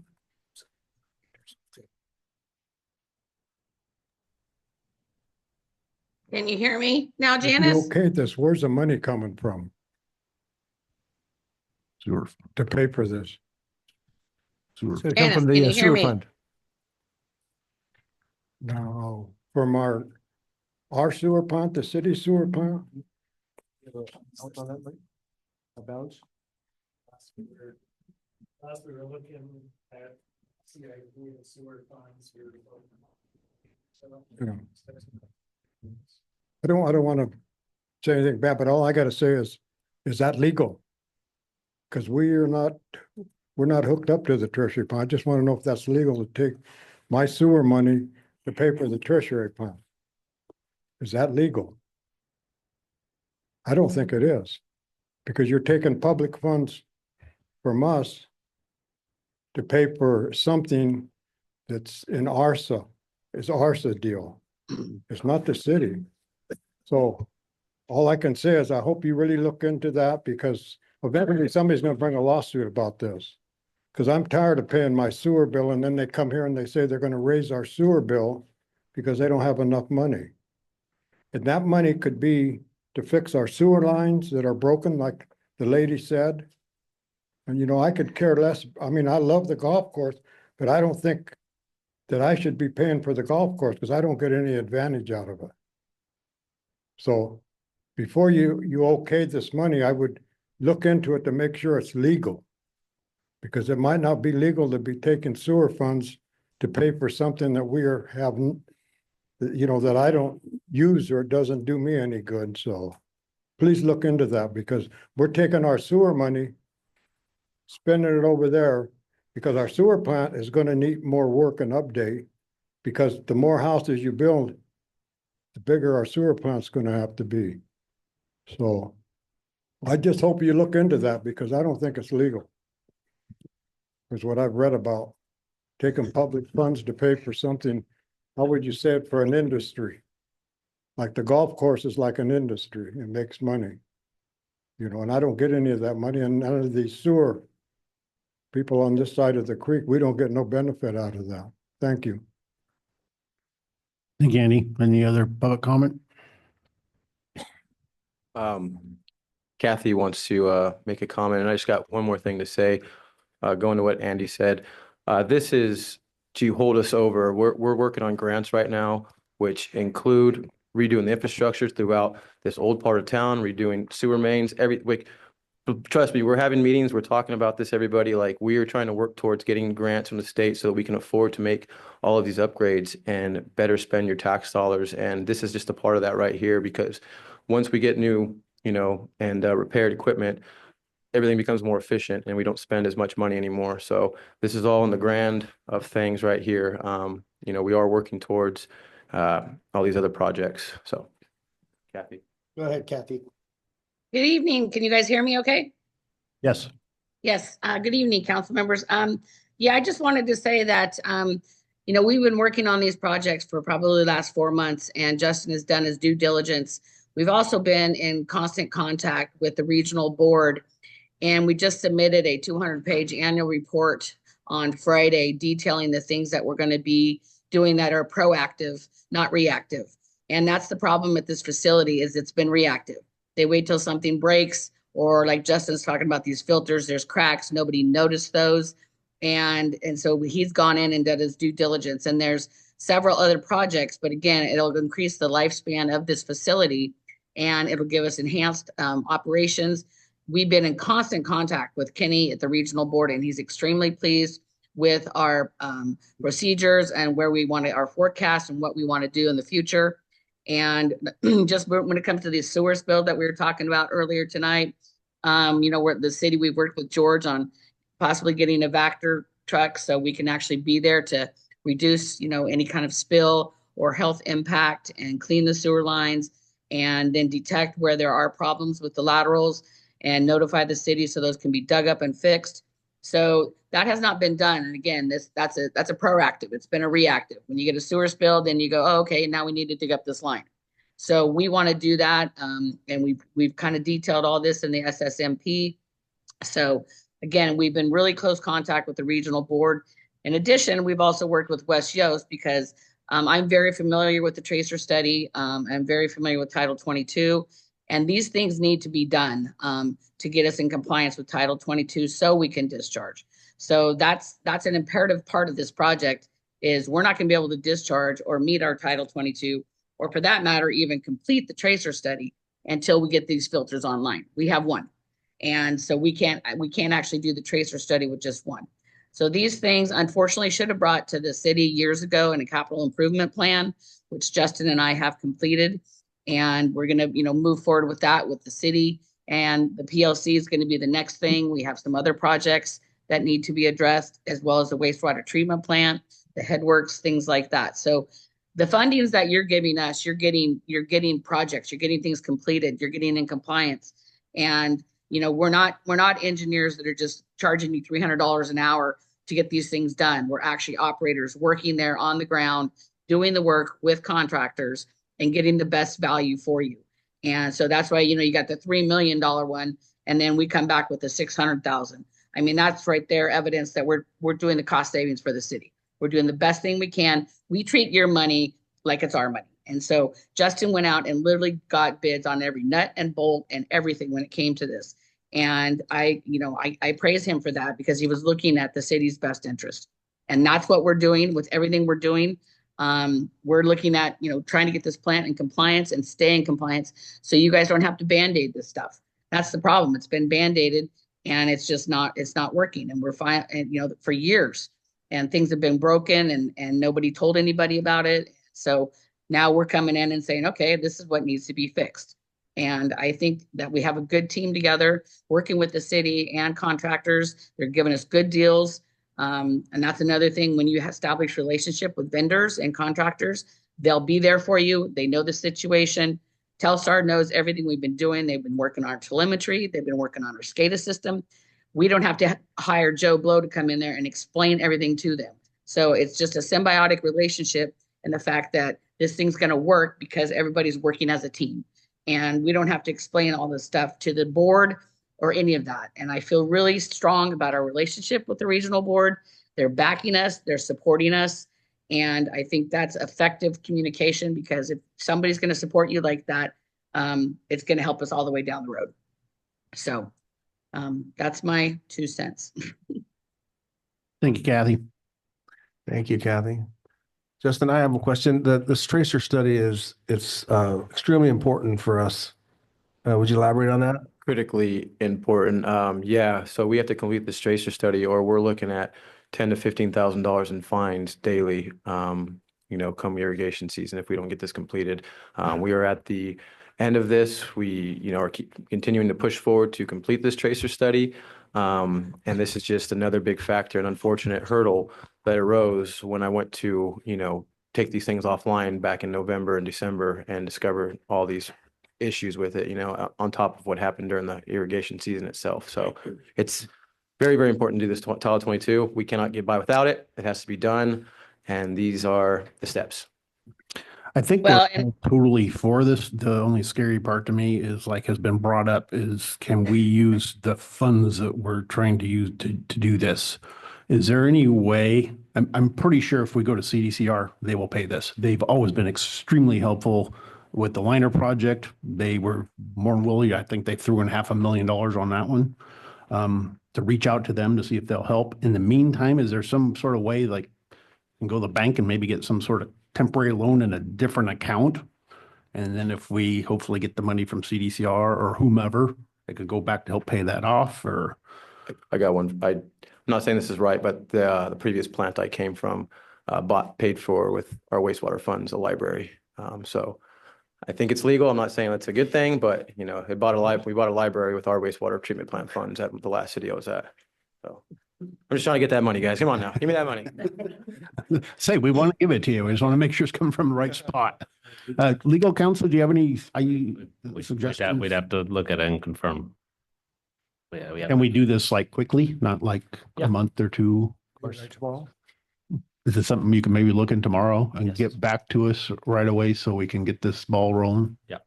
Because if I was 100% for sure that we could do this legal through the funding mechanism we're talking about, I'd be, vote for, right now, do it.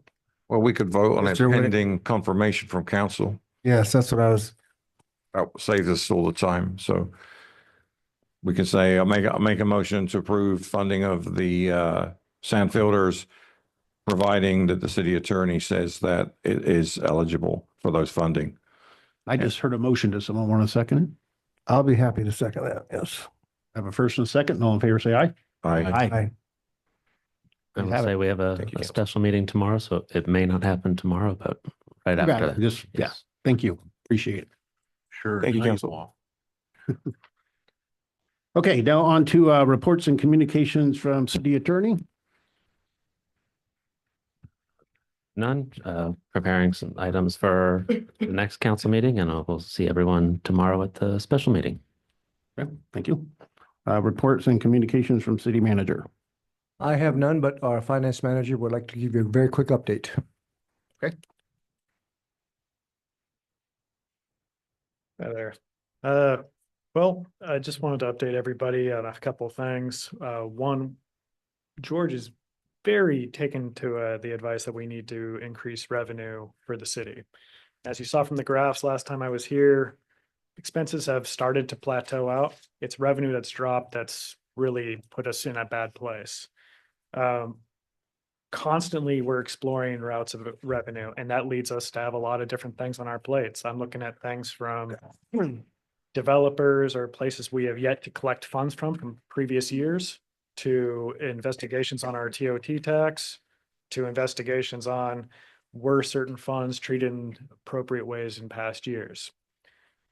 This is a very timely situation, these tasks. So I just want to ensure everyone that, yeah, we're taking a lot of different investigations, exploring a lot of different routes to find revenue, as well as looking outside the box to help the city. But I just want to remind everybody that, these extra things you have us look into, it takes away from those investigations. Nothing in particular. I'm not saying anything specifically, but, Andrea put out a big report. That took a good, better part of the last week or two to put that together. It's a lot of investigation to put these things together. So when you ask for something, just make sure it's something really important, because it's taken us away from getting revenue in some cases. Other times though, as Councilman Atland said, we ended up coming ahead on some money for doing things through a process that someone mayor recommended. So sometimes it works out to our benefit, but we really just got to be careful with what we're putting on people, because right now we're even looking at, we might not have enough people to do certain tasks as it is. Also, since the audit came up, might as well address that. It is constantly, as I'm being told, being near completion. The people that are running the audit, we're not their only client. They're constantly trying to get us caught up. Whatever happened that year, I'm guessing COVID, records are few and far between. We have gotten things to where we believe we are in legal compliance and we're not going to be in the middle of a lawsuit. But as it stands, it would make everyone's life a lot easier if the audit was to be done.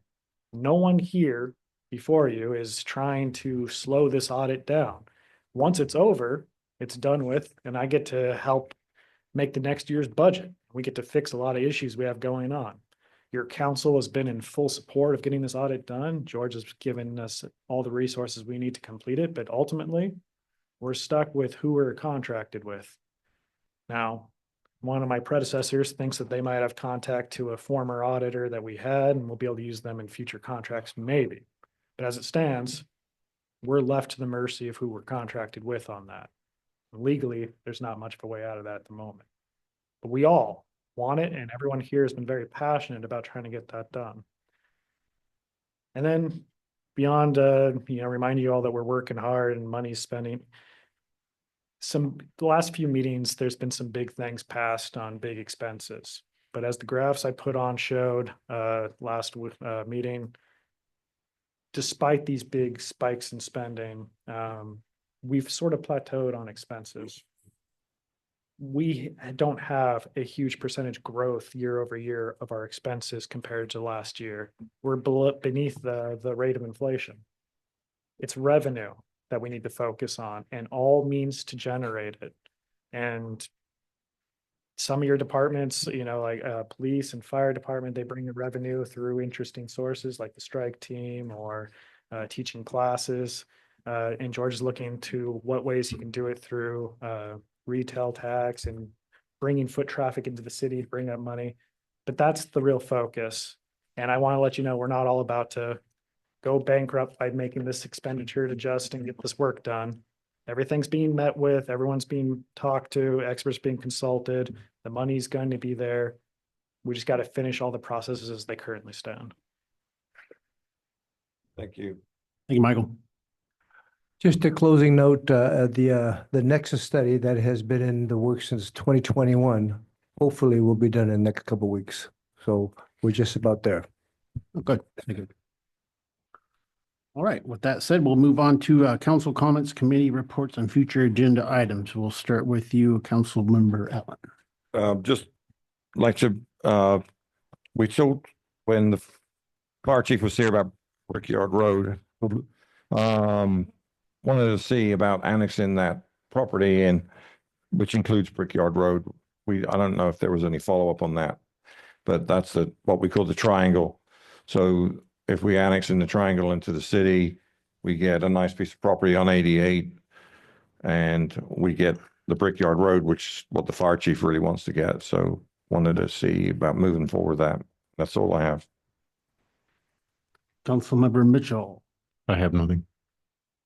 Vice Mayor Maida. I do. I'd like to put the Zoom on the next agenda. Okay, I'd like to do that. So we can discuss that.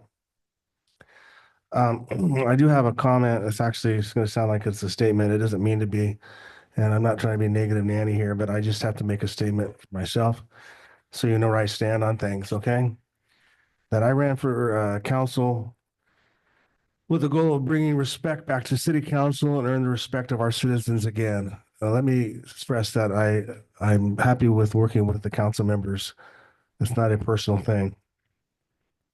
But the discord and accusations made and the degree that some will take to throw out disinformation to make other council members in print and social media look bad is embarrassing and disgusting. I will not personally, I'm speaking for myself here, attack anyone and have not during meetings and on social media. I'll handle things in closed session if needed. I will not respond and will not use or ask another to do something for me, to use on social media as a platform to get my way. This is irresponsible and usually false. Council members don't always have to agree or even like each other, but they must do the work of our entire city and residents. And they need to do this work rationally, honestly, openly, and without this ongoing hostility. I am challenging all members of this council to join me in this. I'm not asking for you to say yes or no, but I need to make this statement because I think we're on the verge of some great things in the city, and I think we need to work hand in hand to get things accomplished. And I feel more positive about that tonight. Thank you. Thank you. I have a couple things here. First, I got also a statement. It has come to my attention that there has been much inaccurate and misinformation being thrown about on social media by various former council members, present council members, and the public at large. Some do not even live in Ione. First of all, there is an allegation that a special meeting was called on Wednesday to prevent some council members from attending. This is false. Our city attorney requested an additional meeting on Wednesday so that the senior partner who had a conflict on Tuesday could attend and give us an additional advice and counsel. There was additional misinformation regarding a sewage backup on a residential home that was reported by a current council member alleging that it was a health and safety issues. To set the record straight, our public works and sewer plant operator went to the home that evening when it was backed up. There was a plumber already there to clean the line at the homeowner's residence. Due to the present city policy, the homeowner's responsibility for their sewer line from their property line is to the city's main line in the street. And just so you know, we've been working on changing that ordinance. This is exactly the subject that was brought up last council meeting by myself and Jody Maida. This issue has been occurring in the older sections of Ione. And we want to bring it up for discussion to determine what, if any, action the city could do to take and address these issues that are occurring in some of the older sections of Ione. Justin will explain the exact cause of what and why this happened here shortly. There are many issues that we are trying to address and actually do something about. City council members who have had the majority for the past 8 to 10 years have done much talking, spent tons of city funds on studies and reports, but what has actually been done? Some present and previous members try to cause discord and point blame at the community and others for their lack of action. Instead of finding and offering solutions, they offer misinformation and falsehoods to promote their own personal narrative. Ask them to stop putting their own personal agenda ahead of the city and focus on addressing the needs of the city. There's much work to be done to make up for the lack of action for the past 10 to 12 years. So with that said, Justin, could you take the podium? Sure thing. All right. Hello again, everybody. This whole situation and the way it went is unfortunate. And as the mayor said, misinformation can cause just so much more than need be. So I'm gonna have this playing while I speak up here. That's the sewer main in the road over on Shakely. This is the point of interest tonight. So this is what I'm gonna be discussing. So city policy regarding sewer spills. Short and sweet, we are not responsible for reporting or cleaning up until the wastewater touches city property. But if somebody decides to submit their own hazardous material report, unfortunately, I got to contact the local environmental health, and now it becomes a bigger issue than it should have been. Yes, I arrived on the scene that night. Zach was there as well, the public works superintendent. So if there's anything, in doubt, he can get up and clarify. Yeah, it's going further than it needs to be, and I can give a quick explanation tonight about what I think is happening. Unfortunately, that night, trying to explain it, I had to sit there and comfort the homeowner, which this is terrible what they're dealing with. But on top of that, the plumbers and somebody else there that was giving input as well and criticism when I was trying to do my job out there. The problem among these older homes in town is that the most unique I have ever seen in such a bad way. You have old-time landowners that owned big parcels in the 60s when the homes switched from septic to city sewer. Because of this, many homes or parcels of land that were divided up for homes, and instead, developers spending money tying each home individually into the city sewer main, they decided to tie multiple homes into one, creating many problems that I have encountered in my 1-year window since I've been here. It is state code these days to have your own individual sewer lateral. This is insane. This isn't the first time, like I said. There's other instances where homeowners were very upset, and I showed up, and it was when I first got here and was trying to learn your guys' sewer system, and the guy was hollering, "You need to clean this up. You need to clean this up. I'm gonna let it flow to the city on the street." And so I had, I called our contracted plumber out. He cambered it for me and said, "Your neighbor right here," who called on him actually and made the report, "it's his fault because he's tied into you and his line's clogged up. So he's the one causing this whole situation right now." It's maybe the lateral has a part of it, but 90% of the time of what I've seen so far, it's because there's multiple tie-ins to these lines. The line there and that we're talking about in particular at 415 Shakely isn't collapsed, but there is a slight sag. So 10 years ago, there was a big study done, which I brought up at the last council meeting, but was shot down by a council member saying that never happened. It did. Thank you, Mr. Mayor, for getting me these reports. I appreciate it. It's very helpful. So this right here shows all the points of interest. Obviously, I'm not going to put up there because we don't have time for it.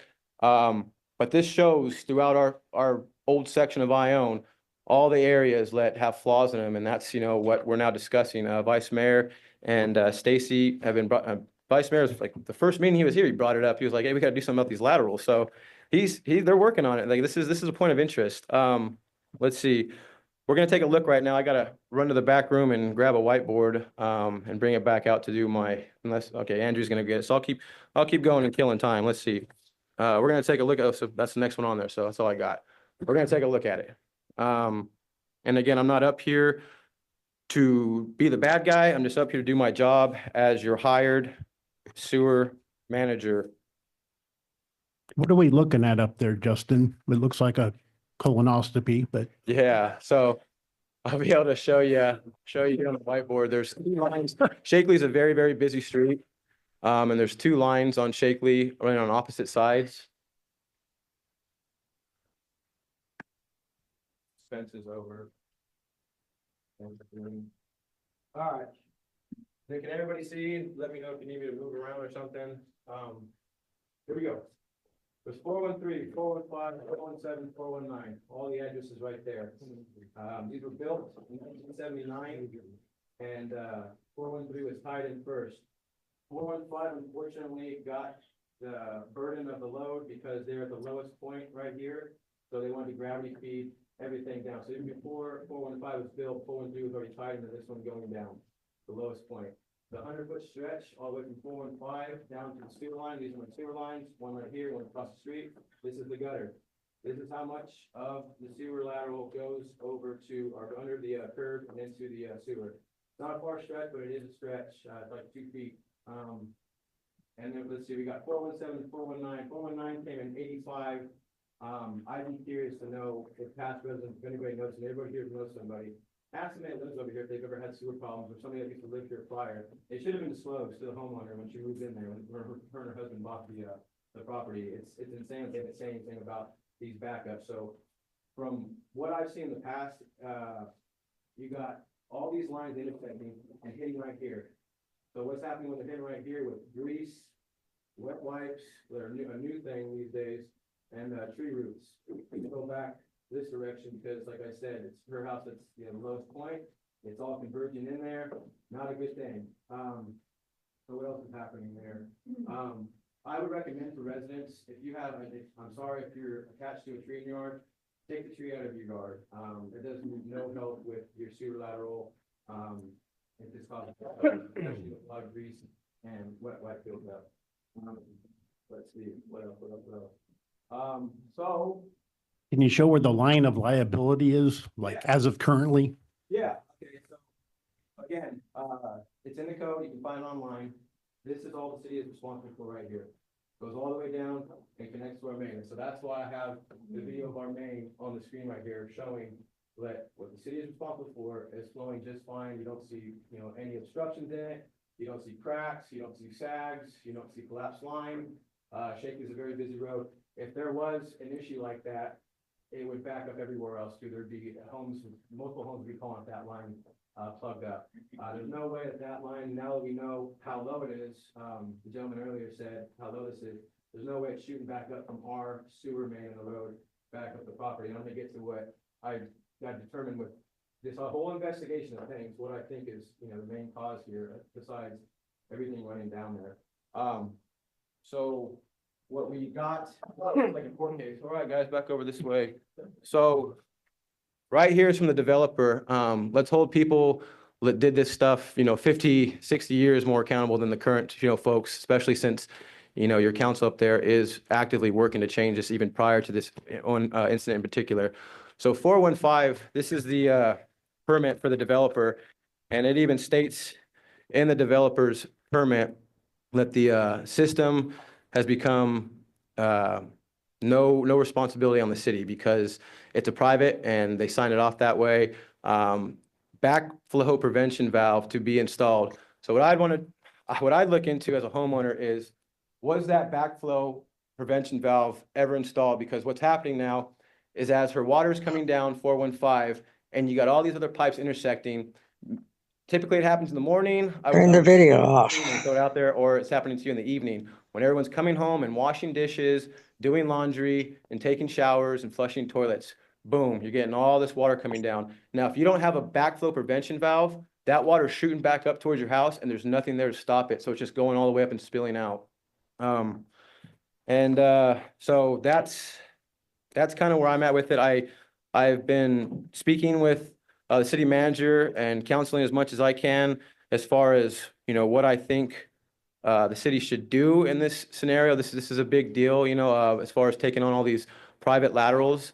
It's a very sensitive subject because, you take on all the laterals at once, the floodgates open. So I think we need to really use what we paid a lot of money for 10 years ago and look at the areas of interest and obviously residents who have immediate issues and, see what we can do and fix her, SAG and, see if that's Turn off the that's significant video. to the issue there. But I would definitely look into if you had a backflow prevention valve installed as well. And tell your neighbors, like, hey, you putting grease down there or wet wipes? Let's see what else. Yeah, and I also recommend too, as the mayor stated, I give my card when I go out to these incidents. I hand you my card. I say, call me if this happens again so I can come get eyes on it as it's happening. I don't have Facebook. I was getting Facebook posts all weekend about what was going on there. So I had to spend my weekend putting together emails to cover the city's butt and my own for this situation.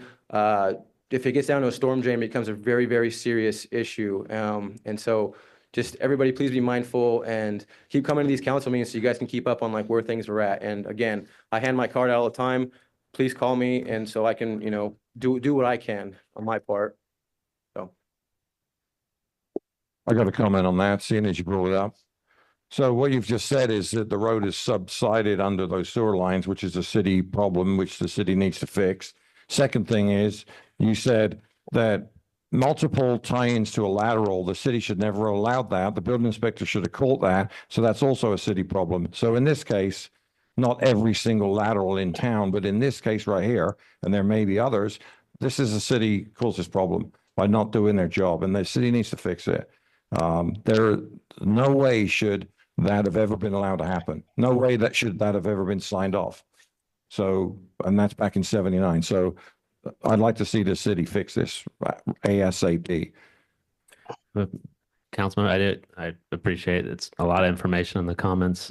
I do suggest that we wrap up the discussion. I know Justin's here every week with an update and comments from council, but I would like to see an agenda item with this. Okay.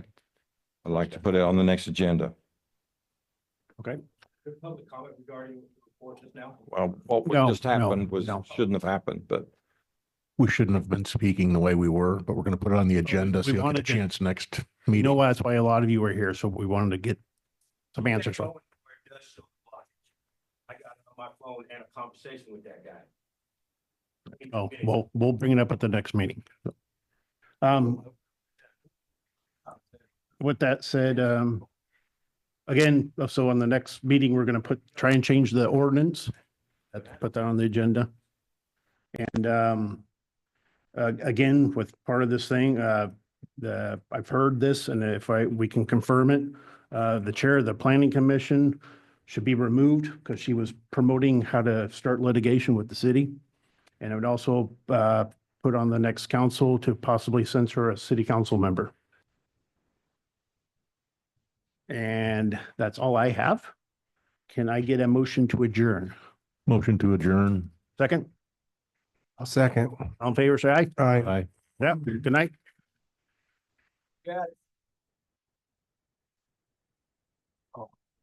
I don't think I was going to, I don't think I was already on the stream.